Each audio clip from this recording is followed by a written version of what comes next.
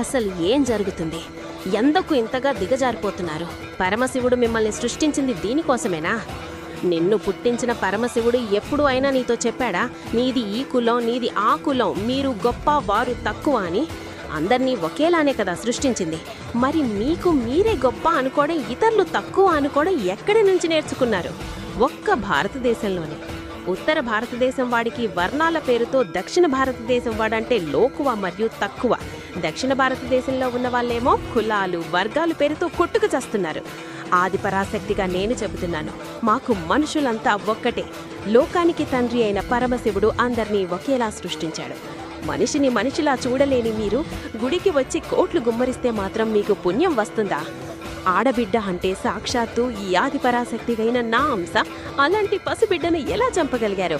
2 నెలల పసిబిడ్డని కాలుతో తొక్కి చంపేంత గొప్పదాన్ని కుల్లపిచ్చి. ప్రాణాంతకమైన ఎయిడ్స్ మరియు క్యాన్సర్ కంటే కులవ్యాధితోనే ఎక్కువ మంది ఉన్నారు. మనిషి కన్నా మతానికే ఎక్కువ విలువిస్తున్నారు.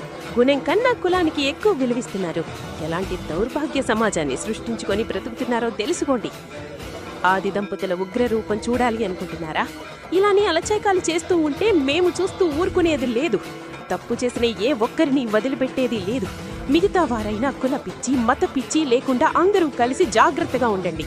శివుడు మరియు దుర్గాదేవి ఇద్దరిని ఏకకాలంలో ఆరాధించడానికి, వారి అనుగ్రహం పొందడానికి అత్యంత శక్తివంతమైన మంత్రం ఓం జయంతి మంగళ కాళీ కాపాలిని దుర్గా క్షమ శివాధాత్రి స్వాహ స్వధా నమోస్తుతే.